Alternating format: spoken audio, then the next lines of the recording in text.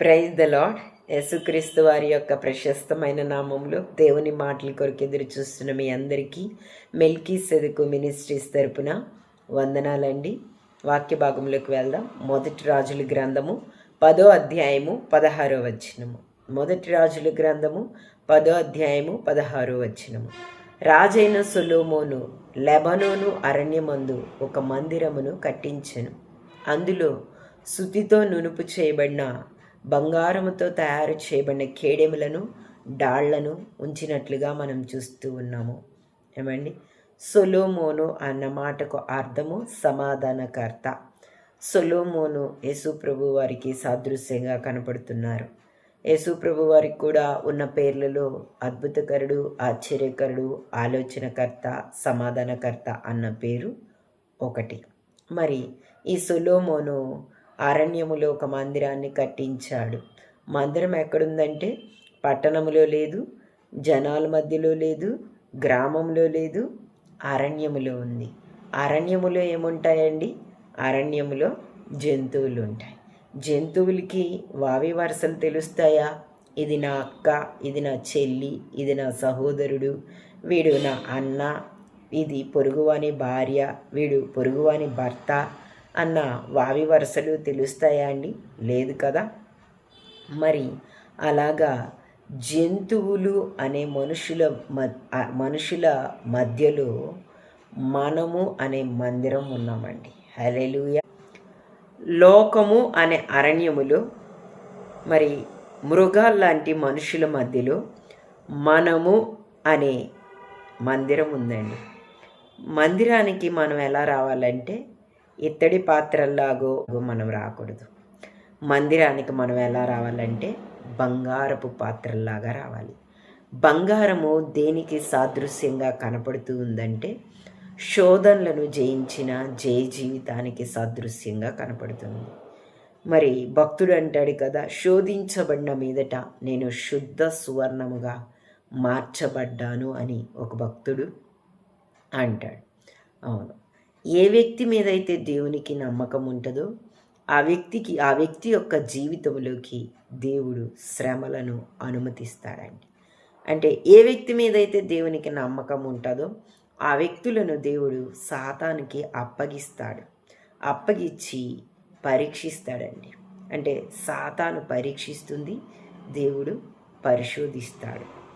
శ్రమలు, బాధలు, వేదనలు, నిందలు, అవమానాలు, కష్టాలు, సమస్తమైన బాధలను పెట్టి దేవుడు పరిశోధిస్తాడండి. మరి ఆ పరీక్షలో మనము గెలిచే వారముగా మనం ఉండాలి, ఓడిపోయే వారముగా మనము ఉండకూడదు. మరి పరిశుద్ధ గ్రంథంలో యోబుని మనం చూచినట్లయితే యోబు శోధనలను జయించినట్లుగా మనము చూస్తూ ఉన్నాము. మరి సాతాను దేవుడి దగ్గరికి వెళ్ళి అంటుంది కదా, యోబు నిన్ను ఎందుకు స్తుతించడు, ఎందుకు గణపరచడు? యోబుకి నువ్వు అన్నీ ఇచ్చావు కదా, ఇంకేం తక్కువ చేసావు? అన్నీ ఇచ్చావు కాబట్టి తప్పక యోబు నిన్ను స్తుతిస్తాడు అని సాతాను అందండి.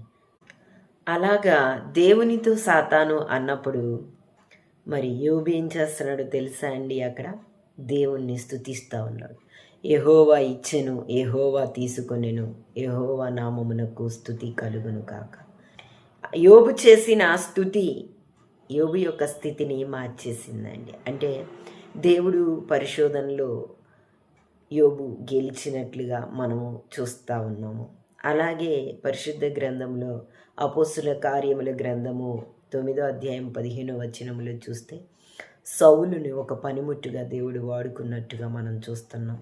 పౌలా నా కోసము అననీయాతో చెప్తున్నాడు కదా, పౌలుని నేను అన్యజనుల ఎదుట, ఇశ్రాయేలు ప్రజల ఎదుట, రాజుల ఎదుట ఒక గొప్ప సాధనముగా, నా చేతిలో బలమైన సాధనముగా నేను వాడుకుంటాను అని చెప్పాడండి.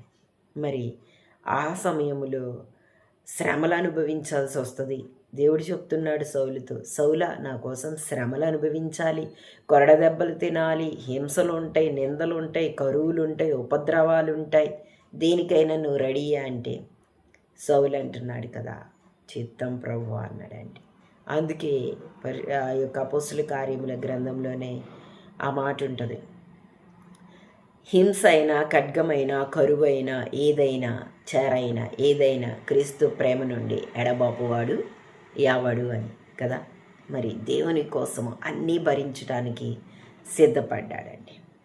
సిద్ధపడి నిజంగా దేవుని కోసము సమస్త శ్రమలను అనుభవించి 2 ఖండాలను కదిలించిన గొప్ప వ్యక్తిగా, చిరస్థాయిగా పౌలు భక్తుడు నిలిచిపోయాడండి.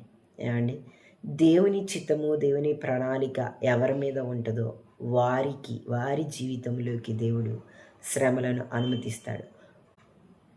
ఒక వ్యక్తిని దేవుడు వాడుకోవాలి అంటే ఒక వ్యక్తిని దేవుడు పరిచారకుడుగా వాడుకోవాలి అంటే ముందుగా ఆ వ్యక్తిని ఏం చేస్తాడండి? దేవుడు పరీక్షిస్తాడు.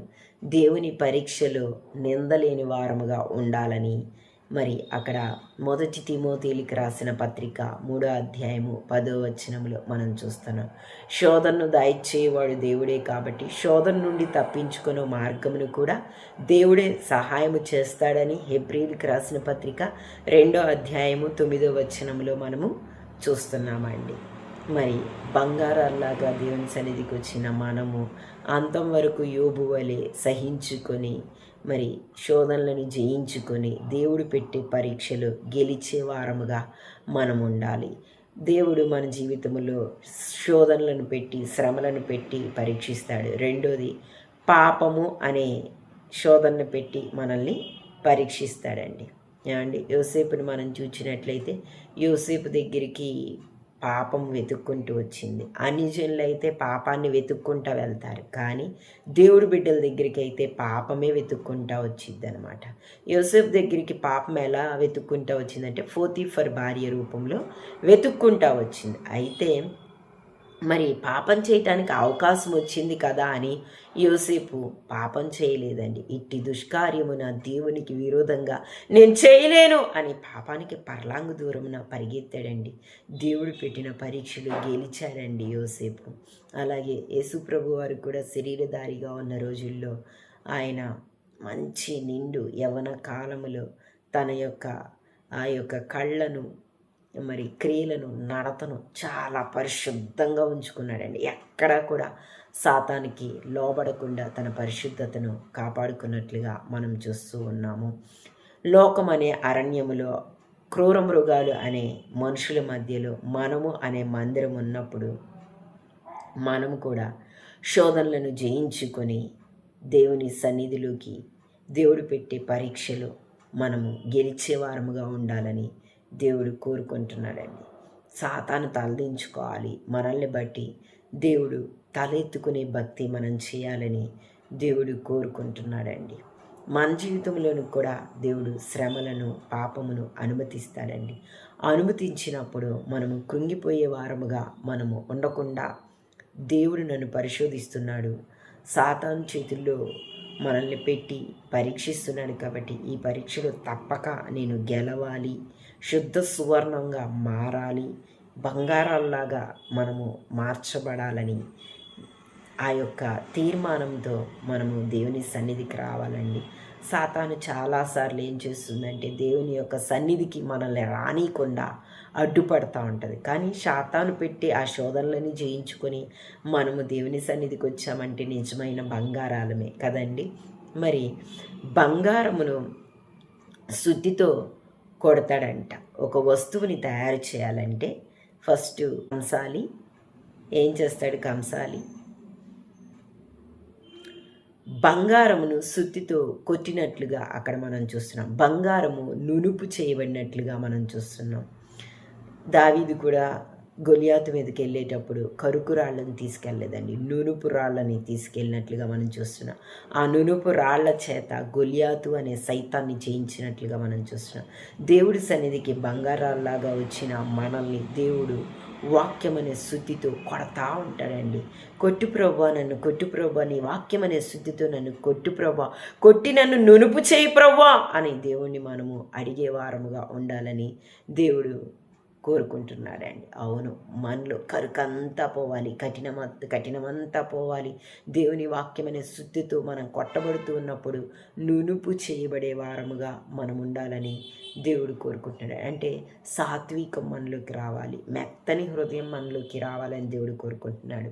మరి 44 యెషయా గ్రంథం 44 అధ్యాయము ఆ యొక్క 12వ వచనంలో చూస్తే ఎప్పటి వరకు శుద్ధితో నునుపు చేస్తాడంటే ఒక రూపం దానికి వచ్చేదాకా మనం కూడా దేవుని రూపులోకి మార్చబడే అంత వరకు ఆ శుద్ధి దెబ్బలు మనకి పడతానే ఉంటాయండి. వాక్యపు దెబ్బలు మనకు పడాలి. ఎప్పటిదాకా అంటే మనము దేవుని యొక్క రూపంలోనికి మార్చబడే అంత దాకా, యజమానుడు వాడుకునే అర్హమైన పాత్రగా మనము మలచబడే అంత వరకు. హల్లెలూయా. మరి ఆ యొక్క మలచబడే విధానములు తరము తర్వాత తరముకి మనం ఆశీర్వాదకరంగా మనం ఉండాలండి. మన భక్తి తరతరాలకు ఆశీర్వాదకరంగా ఉండాలి. 2వ దినవృత్తాంతముల గ్రంథం 12వ అధ్యాయము 9వ వచనములో చూస్తే సొలొమోను వేటిని పెట్టాడంటే బంగారంతో చేయబడిన కీడెములను మందిరములో ఉంచాడు. మరి తన కుమారుడి కాలం వచ్చేసరికి ఇత్తడి కేడెములను డాళ్ళను మందిరములు ఉంచినట్లుగా మనం చూస్తున్నాం. తరము తర్వాత తరముకు మనం ఆశీర్వాదకరముగా ఉండాలి. ఎలా అంటే మన తరములో మనం బంగారంలాగా ఉంటే మన తర్వాత తరాలు వజ్రాలుగా మార్చబడాలి. మోషే చేతిలో కర్ర ఉంటే యెహోషువ చేతిలో ఈటు ఉందండి. అలాగా ఇలాంటి శోధనలను మనం జయించుకొని నిజమైన భక్తి చేసి సాతాన్ను ఓడించి దేవుడు పెట్టే పరీక్షలో మనం గెలిచి తర్వాత తరాలకు ఆశీర్వాదకరముగా మన భక్తి, మనల్ని చూచి మన తరాలు ఇంకా గొప్పగా భక్తి చేసే అంత మెట్టులో మనం ఉండాలండి. దేవుడు తన చేతిలో మనల్ని ఆ సాధనాలుగా వాడుకుంటాడు. వాడుకునేటప్పుడు మన జీవితంలోకి చాలా రకాల శ్రమలను అనుమతిస్తూ ఉంటాడు. వాటన్నిటినీ జయించుకునే వారముగా జయించుకొని దేవుడు పెట్టిన పరీక్షలో నిలబడి జయించి మరి దేవుడి సన్నిధిలో నిందలేని వారముగా పరిచారకులుగా మనం నిలబడే వారముగా మనల్ని మనం ఆయత్తపరుచుకుందాం. ఈ చిన్న వాక్యము దేవుడు దీవించునుగాక. ఆమేన్.